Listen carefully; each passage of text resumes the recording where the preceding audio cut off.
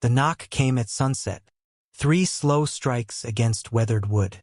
The kind of knock that doesn't demand. The kind that asks, maybe even begs. Sarah Callahan stood frozen at her kitchen window, her hands still wet from washing dishes that hadn't been clean in months. Out here, 40 miles from the nearest town, knocks didn't happen. Not anymore. Not since the fever took William 8 months ago and left her with 600 acres of dying land and a heart too broken to care. She reached for the shotgun above the door. The same shotgun her husband had taught her to use.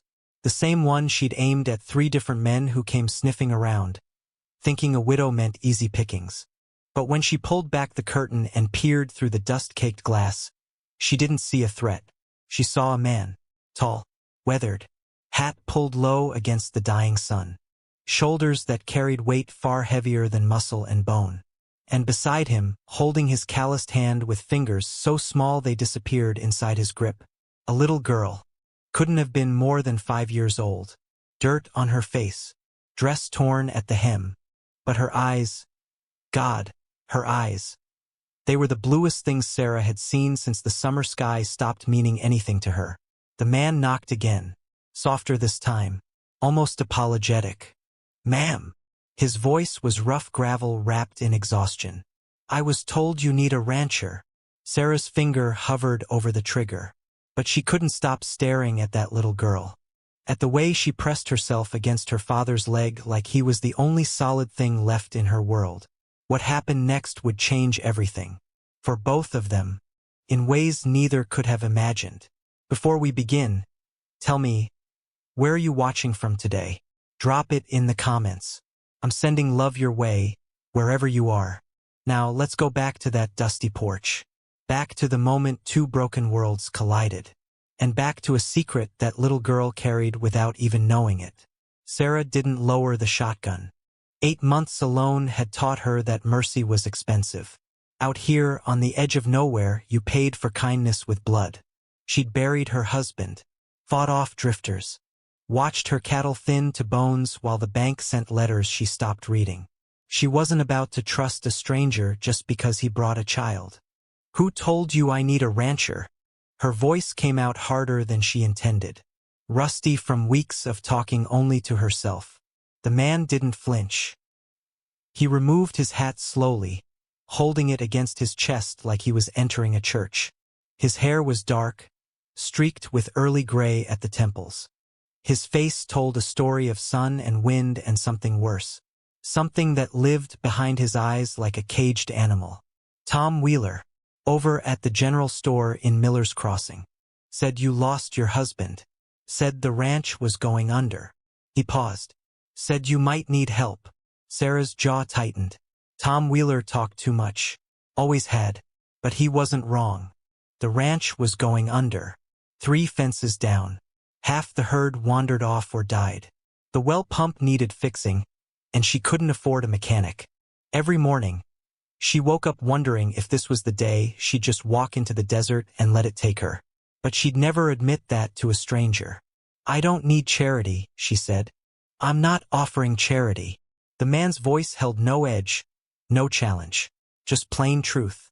"I'm looking for work, real work. I can fix fences, tend cattle, repair anything that's broken. I'll sleep in the barn. Won't ask for much. Just meals and whatever wage you can spare." "And her?" Sarah nodded toward the little girl, who had pressed her face into her father's leg to hide from the stranger's harsh voice. Something shifted in the man's face, a softness that cracked through his weathered exterior like sunlight through storm clouds. "Her name's Emma.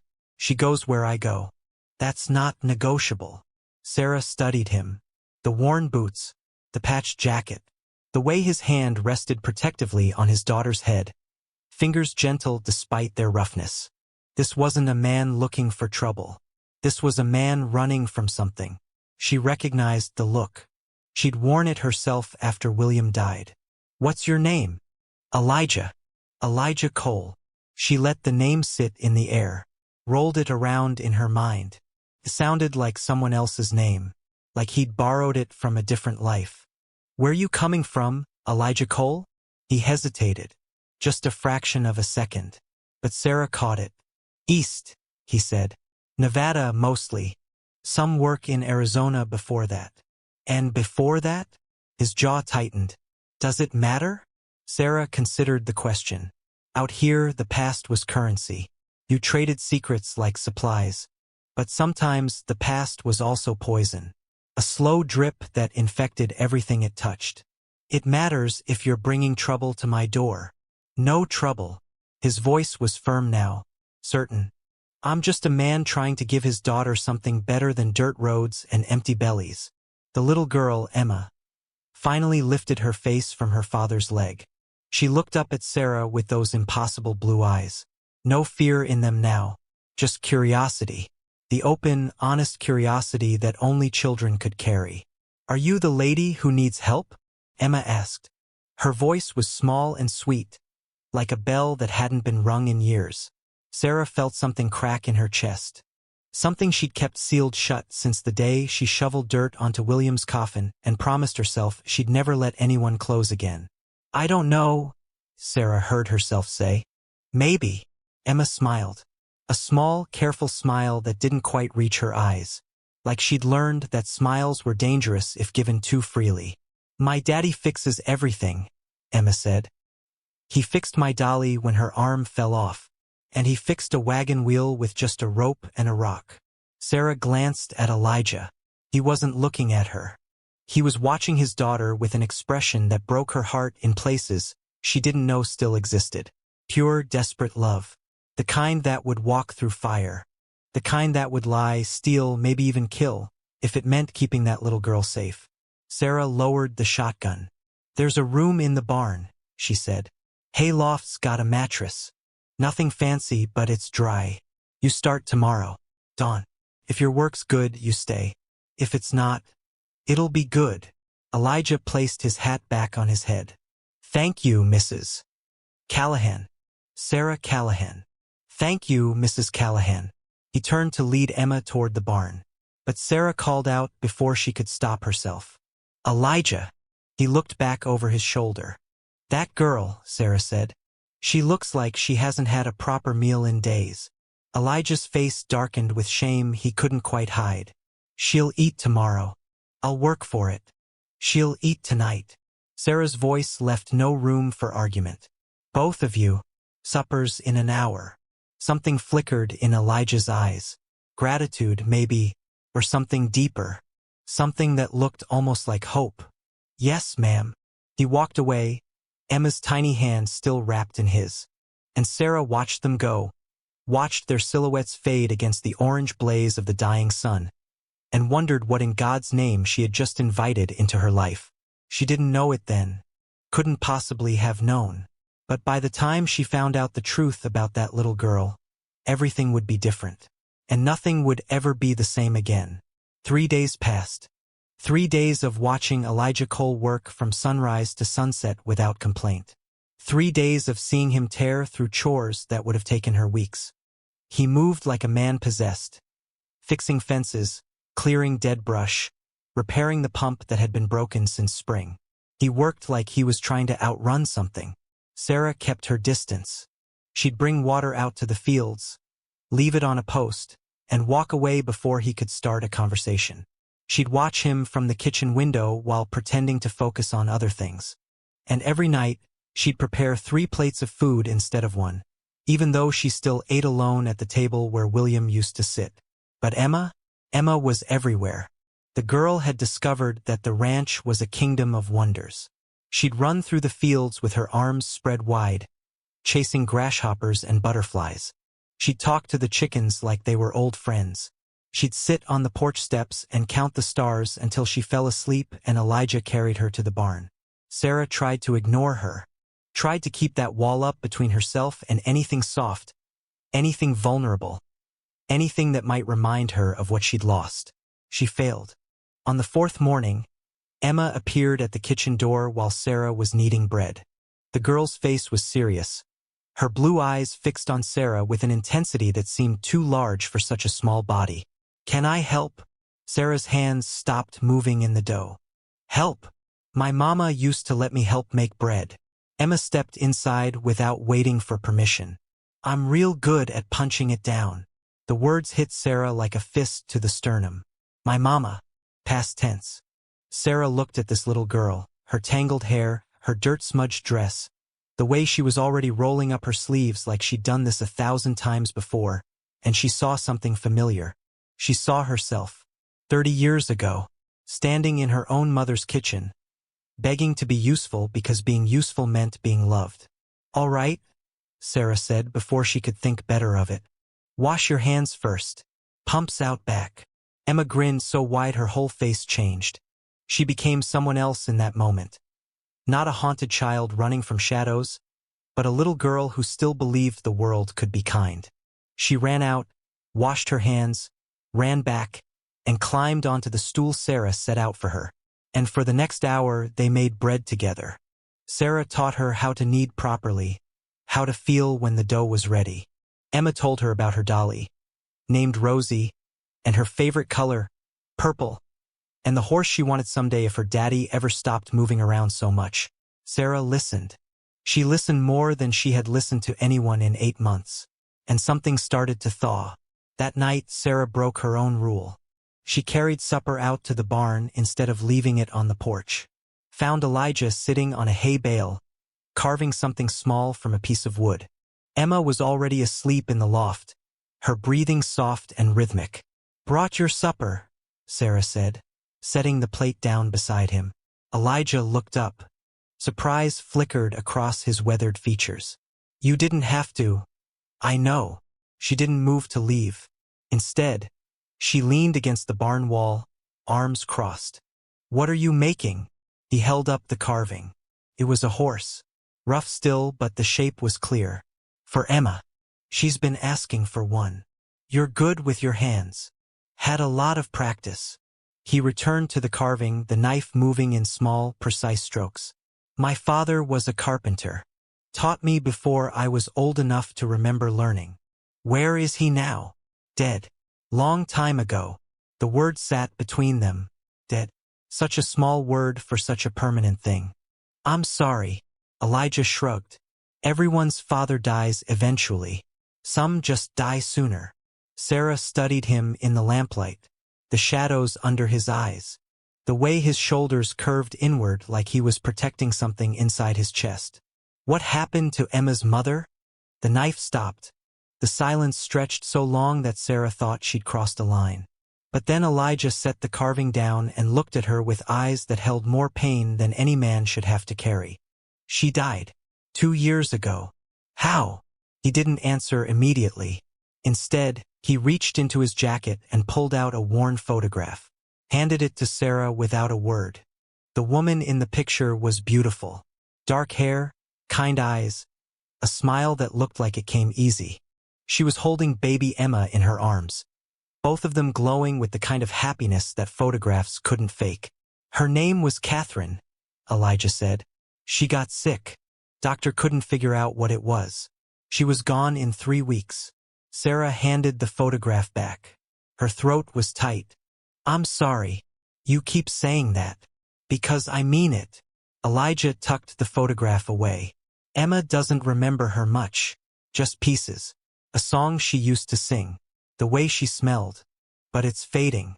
Every day, it fades a little more. Sarah understood that particular agony. The terror of forgetting. Of losing someone twice, first to death, then to time.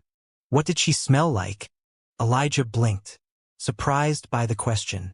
Lavender, he said finally. She had this soap she ordered special from San Francisco.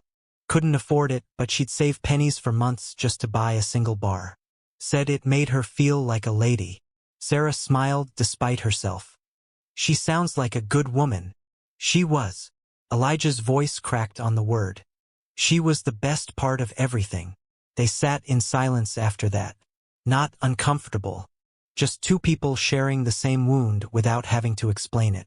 Finally, Sarah pushed off the wall. Tomorrow, she said, Emma can help me in the kitchen again. If that's all right with you. Elijah looked up at her. Something in his face softened. She'd like that. She needs. He stopped, shook his head. She needs someone gentle in her life. It's been hard for her. moving around so much, never staying long enough to make friends. Why do you keep moving? The softness vanished. A shutter came down behind his eyes, blocking whatever truth had been threatening to spill out. Just the way things are. Sarah knew she wouldn't get more than that. Not tonight. Good night, Elijah. Good night, Mrs. Callahan. She was almost to the barn door when his voice stopped her. Sarah. She turned. Thank you for being kind to her. She doesn't trust Easy anymore. But she trusts you. The words wrapped around Sarah's heart and squeezed. She's a good girl, Sarah said. She deserves kindness. She walked back to the house with moonlight painting silver across the fields. And for the first time in 8 months, she didn't feel completely alone. But somewhere in the darkness beyond the ranch, watching from a ridge overlooking the valley, a man lowered his binoculars and smiled. He'd found them. 2 weeks became a month. The ranch transformed under Elijah's hands. Fences stood straight and strong. The pump worked better than it had in years. He'd brought back 3 head of cattle that had wandered into the canyons, tracking them through terrain that would have broken a lesser man. But it wasn't the ranch that changed most. It was Sarah. She started wearing color again. Just small things at first. A blue ribbon in her hair, a touch of the rose water she'd forgotten she owned. She caught herself humming while she cooked, found herself looking forward to mornings. And Emma had become her shadow. They baked together, planted a small garden behind the house. Sarah taught her to read from an old Bible that had belonged to her grandmother. Emma taught Sarah to see the world through curious eyes again, to notice the shapes in clouds, the songs of different birds, the way sunlight scattered through dust motes like tiny stars. It hurt. God, it hurt in ways Sarah hadn't anticipated. Because every time Emma laughed, every time those blue eyes sparkled with joy, Sarah was reminded of the children she never had. The ones she and William had tried for. The ones that never came. The family that was supposed to fill this house with noise and love. But the pain was different now. Less sharp. More like a bruise that only ached when you pressed it. One evening, Sarah found Emma sitting on the porch, knees pulled to her chest, watching the sunset with a strange sadness in her eyes. What's wrong, little one? Emma didn't answer at first. Then, in a voice so small it nearly disappeared into the wind, why do we have to keep running? Sarah lowered herself onto the step beside her. Running. Daddy says we're not running. He says we're just traveling. But we never stay anywhere. We never have a house. And every time I make a friend, we leave. Sarah's heart twisted. Where were you before here? Arizona. Then Nevada. Then some other places I don't remember. Emma picked at a splinter on the wooden step. Once we stayed with nice people on a farm. They had goats. I loved the goats. But then one night, Daddy woke me up real fast and said we had to go. We didn't even say goodbye. Did he tell you why? Emma shook her head. He never tells me why. He just says it's for my own good. Sarah wrapped an arm around the girl's thin shoulders. Emma leaned into her immediately, starving for the touch. Sometimes, Sarah said carefully, parents carry worries that children don't need to understand. They do hard things because they love us, even when those things hurt. Do you think we'll stay here? The question hung in the air, heavy with hope. Sarah wanted to say yes. She wanted to promise this little girl a home, a stable life, something she could count on. But she'd learned that promises were dangerous things. They broke too easily. I think, Sarah said, that your daddy is working very hard to give you the best life he can. And for now, you're here. You're safe. That's what matters. Emma was quiet for a long moment. Then she looked up at Sarah with those impossible eyes. I wish you were my mama. The words hit Sarah like a thunderclap. Every wall she'd built, every barrier she'd raised, they crumbled in that single sentence. Tears spilled down her cheeks before she could stop them. Oh, sweetheart. I'm sorry. Emma's face crumpled. Did I say something bad? No. Sarah pulled her close, breathing in the smell of hay and soap and childhood. No, baby. You said something beautiful. Later that night, After Emma had fallen asleep in the barn, Sarah sat on her front porch with a cup of cold coffee. The moon hung fat and white above the desert, casting everything in silver shadows. Footsteps approached. "Elijah, Emma asleep?" she asked without turning. "Yes, ma'am." He settled into the chair beside her. "She told me what she said to you." Sarah tensed. And I should probably apologize. She doesn't understand what her words can." "Don't." Sarah cut him off sharply. "Don't you dare apologize for that girl's heart." She spoke truth. "The truest thing I've heard in months." Elijah was silent for a moment. "You're good with her. Better than good. You're exactly what she needs. She needs a home, Elijah. She needs stability. She needs to know she won't wake up one night and have to run." He didn't respond, but his jaw tightened in a way that told Sarah she'd touched a nerve. "What are you running from?" "I'm not." "Don't." The word came out fierce. "I've watched you. The way you check the roads every morning. The way you never let Emma out of your sight for long. The way you startle at every strange noise. A man doesn't act like that unless he's running from something. Or someone." Elijah stood abruptly, walked to the porch railing, gripped it until his knuckles went white.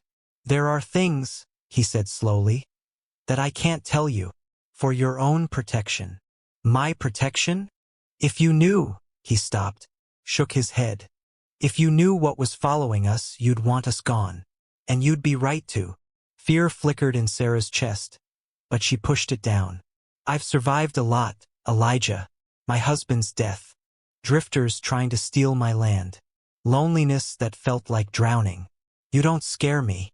He turned to face her. The moonlight carved deep shadows into his features, making him look older, more haunted. "There are people looking for Emma," he said. "Dangerous people. And if they find her here, why? Why would anyone be looking for a little girl?" Elijah's mouth opened, closed. He looked like a man standing at the edge of a cliff, trying to decide whether to jump. "Because," he said finally, "Emma isn't just my daughter." Sarah's blood went cold. "What do you mean?" Elijah looked back toward the barn where Emma slept, innocent of the storm gathering around her. "She's someone else's daughter too. Someone who will burn this whole territory to the ground to get her back."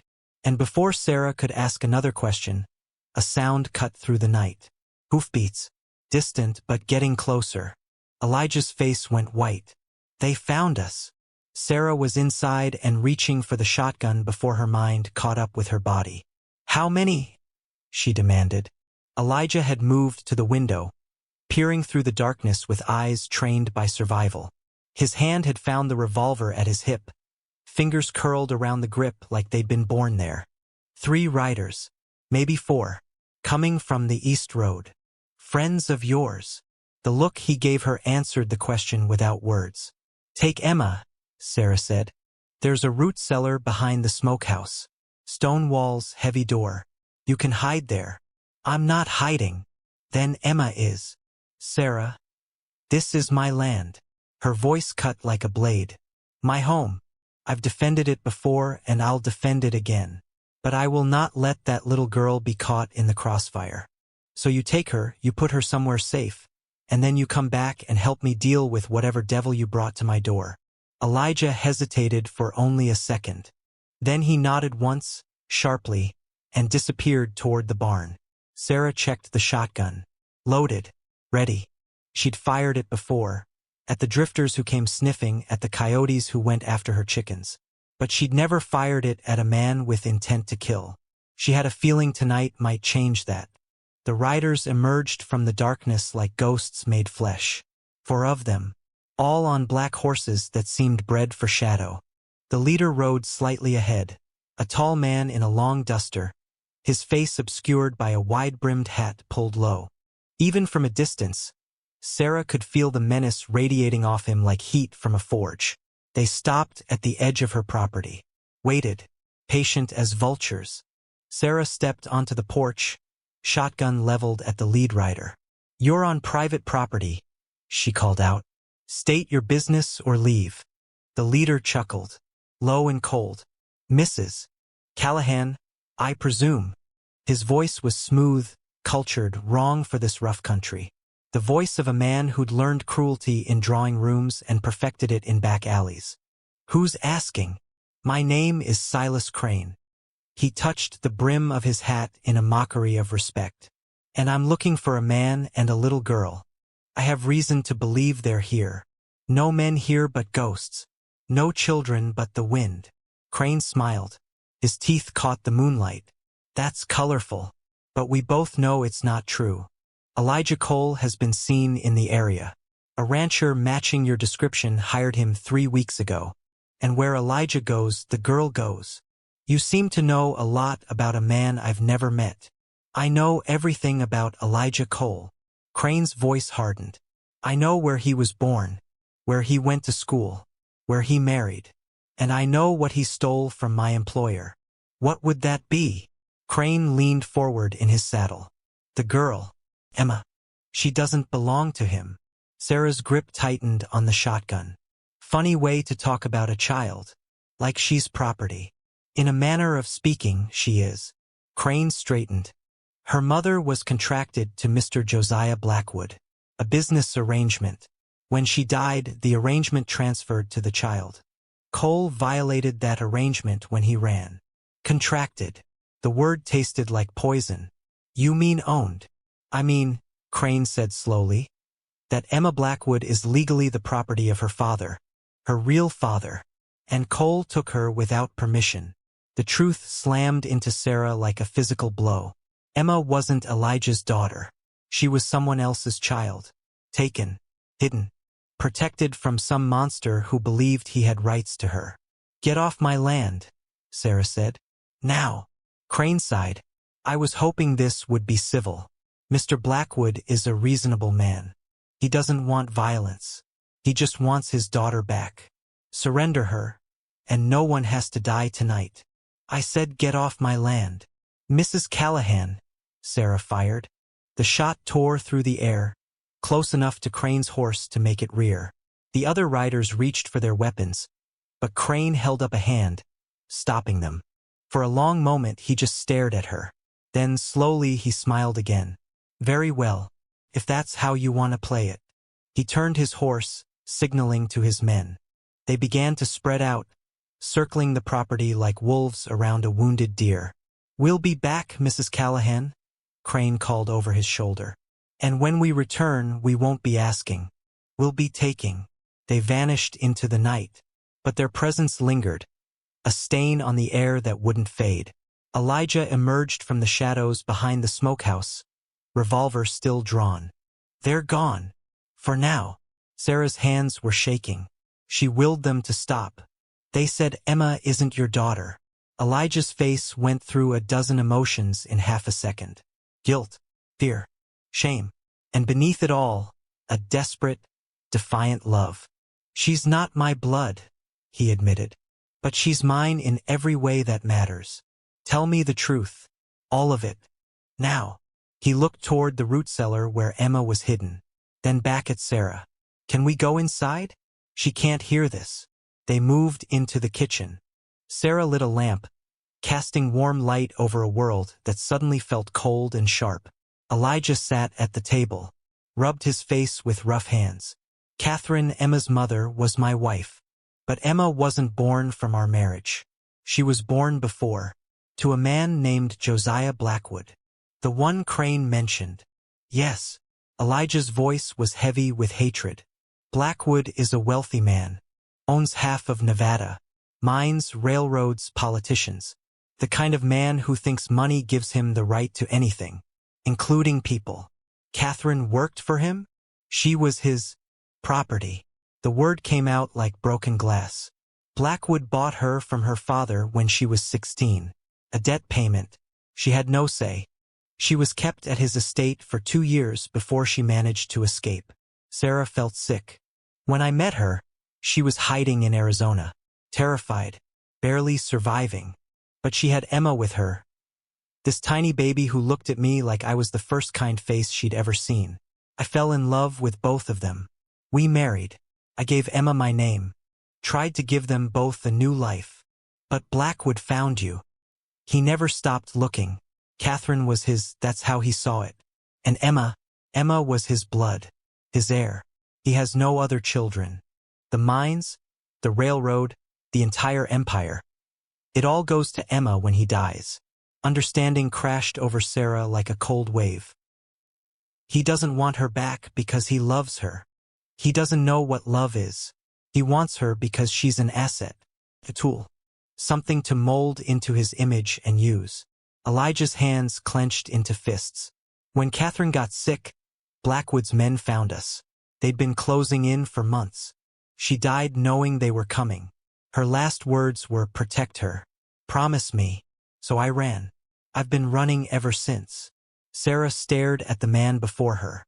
This stranger who had walked into her life carrying more weight than she'd ever imagined. 2 years, she said. You've been running for 2 years? Every town, every ranch, every place we stop, eventually they find us. I don't know how, but they always do. His voice cracked. I'm so tired, Sarah. I'm so damn tired. But I can't stop. If I stop, they take her. Sarah thought about the little girl hiding in the root cellar. The one who'd wished Sarah was her mama. The one who deserved laughter and stability and a future that didn't involve being sold like livestock to a monster. Then we don't let them take her, Sarah said. Elijah looked up. Hope flickered in his eyes. Fragile, disbelieving. You'd help us? After everything I've brought to your door? That girl needs protecting. You need someone in your corner. And I'm tired of being alone. Sarah's jaw set with determination she'd forgotten she possessed. This is my land, my home. And anyone who comes for that child will have to go through me first. Dawn broke gray and cold. Sarah hadn't slept. Neither had Elijah. They'd spent the night fortifying what they could. Boarding windows, positioning furniture as barricades, counting ammunition. They had 37 shells between them, 2 firearms, and no backup coming. Miller's Crossing was 40 miles away. Even if someone rode for help at first light, reinforcements wouldn't arrive for at least 2 days. By then, Crane and his men would have made their move. We should run, Elijah said for the 5th time. He was pacing the kitchen, wound tight as a spring. I can take Emma. Disappear. You don't have to be part of this. And where would you go? Sarah's voice was calm, steady, the eye of her own storm. They found you here. They'll find you anywhere. Running hasn't worked. Maybe it's time to stop. Stopping means fighting. Fighting means killing. You ready for that? Sarah thought about William, about the life she'd built and lost, about the empty years stretching ahead if she did nothing, if she let fear win. I've been dead inside for 8 months, she said. Maybe it's time I started living again. Elijah stopped pacing, looked at her like he was seeing her for the first time. You're something else, Sarah Callahan. I'm a woman with nothing left to lose. That makes me dangerous. A small voice from the doorway made them both spin. Are the bad men coming back? Emma stood there, clutching her ragdoll Rosie. Her blue eyes were wide, but not panicked. She'd heard more than they realized. Elijah crossed to her in 3 strides, kneeling to meet her gaze. Everything's going to be okay, sweetheart. Daddy. Her voice was far too old for her years. You always say that. And then we have to run again. Elijah's face crumbled for just a moment. Then he forced strength back into his features. This time is different. Why? Because this time we're not alone. He looked back at Sarah. She stepped forward, knelt beside him, and took Emma's small hand in her own. Emma, I need you to be brave. Can you do that? Emma nodded solemnly. Those men want to take you to someone who doesn't love you the way your daddy does. The way I do. Sarah's voice caught, but she pushed through. But we're not going to let that happen. Whatever comes, you stay close. You trust us. And when we tell you to hide, you hide. Understand? Yes, ma'am. Good girl. The day passed in tense silence. Elijah taught Sarah how to reload quickly. She taught him the layout of the land. Every gully, every ridge, every hidden approach. They planned, prepared, prayed without admitting that's what they were doing. Emma stayed close, helping where she could, understanding more than any child should. Around midday, Sarah found her sitting by the garden they'd planted together, staring at the tiny green shoots pushing through the soil. "What are you thinking about?" Sarah asked, settling beside her. "My mama." Emma didn't look up. "Daddy says she's in heaven, watching over me." "I believe that's true. Do you think she knows? About the bad men? About us having to run all the time?" Sarah considered her answer carefully. "I think your mama knows everything. And I think she's proud of your daddy for protecting you. And proud of you for being so brave." "Were you brave when your husband died?" The question caught Sarah off guard. Children always knew exactly where to strike. "No," she admitted. "I wasn't brave at all. I was scared and sad and angry. For a long time, I couldn't even get out of bed." "But you're brave now." Sarah looked at this little girl, this child who had known nothing but uncertainty, yet still found the strength to hope. "I'm brave because of you," Sarah said. "Because someone has to be. And because being brave is the only way we win." Emma reached out and took Sarah's hand, held it tight. "I don't want to leave here," she whispered. "I want to stay. Forever." Sarah pulled her close. "Then we'll fight to make that happen." Sunset came too quickly. Elijah spotted them first. Dust clouds on the eastern road, bigger than before. More riders. "How many?" Sarah asked, joining him at the window. "At least 10, maybe 12. Her stomach dropped. They'd been hoping for 4 again. Manageable odds. This changed everything. Blackwood must have sent reinforcements. Or he's here himself. The words hung in the air like poison. "Emma," Sarah called. "Root cellar. Now." The girl appeared instantly. She'd been ready, waiting for the command. She hugged Elijah tight, then hugged Sarah even tighter. "I love you," she whispered. Sarah kissed her forehead. "I love you too, little one. Now go. Stay hidden. Don't come out until we come for you." Emma ran. The cellar door slammed shut behind her. Silence. Sarah and Elijah stood side by side, watching the riders approach. "If this goes bad," Elijah began. "It won't. But if it does, it won't." Sarah's voice was steel. "That girl is not losing anyone else. Not tonight. Not ever." She raised the shotgun. Elijah drew his revolver, and the riders crested the hill. Silas Crane led the procession, but beside him rode a man who needed no introduction. Josiah Blackwood was everything his reputation promised. Tall, silver-haired, as like winter ice. He wore a tailored black suit that had no business in the desert, and he rode his horse like he owned the earth beneath it, because in his mind he did. "Mr. Cole," Blackwood's voice carried across the distance. Cultured, controlled, infinitely dangerous. "This farce has gone on long enough. Bring me my daughter, and I'll let you walk away. You and the woman." Elijah stepped forward, shielding Sarah with his body. "She's not your daughter. She's Catherine's. She always was. Catherine is dead. Her fantasies of escape died with her." Blackwood's lip curled. "I offered her everything. A life of luxury, status, purpose. She threw it away for what? A dirt farmer who couldn't protect her from a common illness. I loved her." "Love." Blackwood laughed. A cold, hollow sound. "Love is what weak men tell themselves when they can't provide power. Emma doesn't need love. She needs structure, discipline, an empire to inherit. She needs a childhood," Sarah called out. "She needs to play in fields and read books and dream about horses. Not be molded into some tool for your dynasty." Blackwood's gaze shifted to her.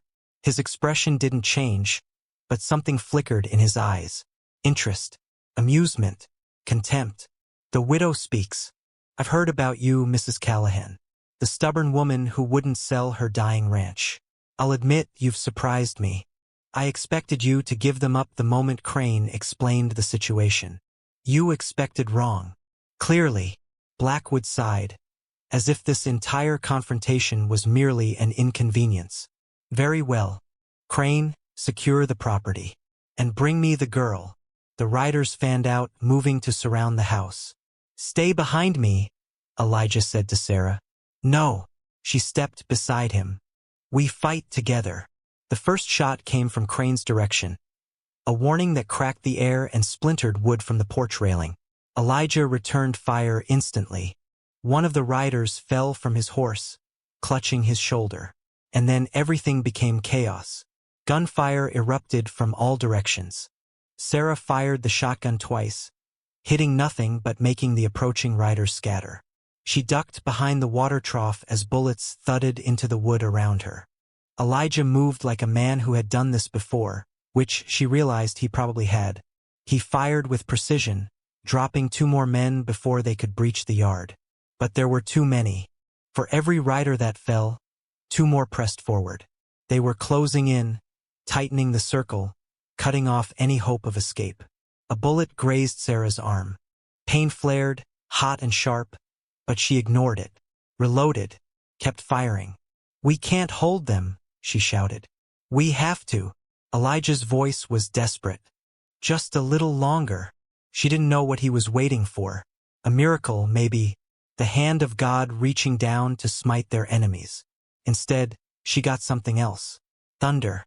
Not from the sky, from the earth. A rumble that grew louder, closer, until the ground itself seemed to shake.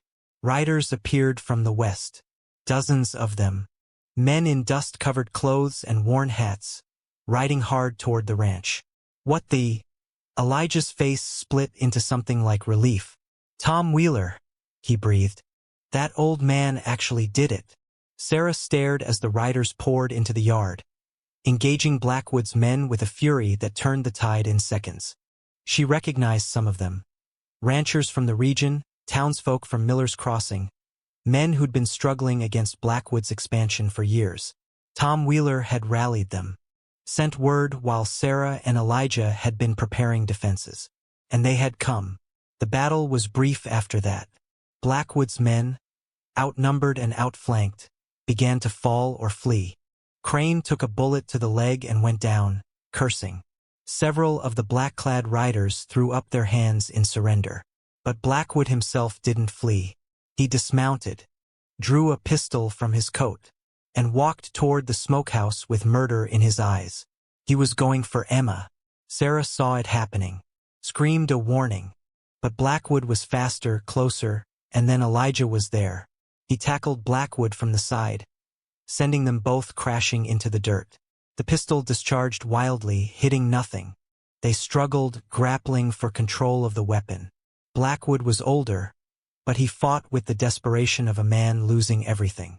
His empire, his legacy, his control. "She's mine," he screamed, spittle flying. "Mine by right, by blood. You can't take what belongs to me. She doesn't belong to anyone." Elijah roared back. They rolled. Blackwood ended up on top, the pistol between them, barrel pressing against Elijah's chest.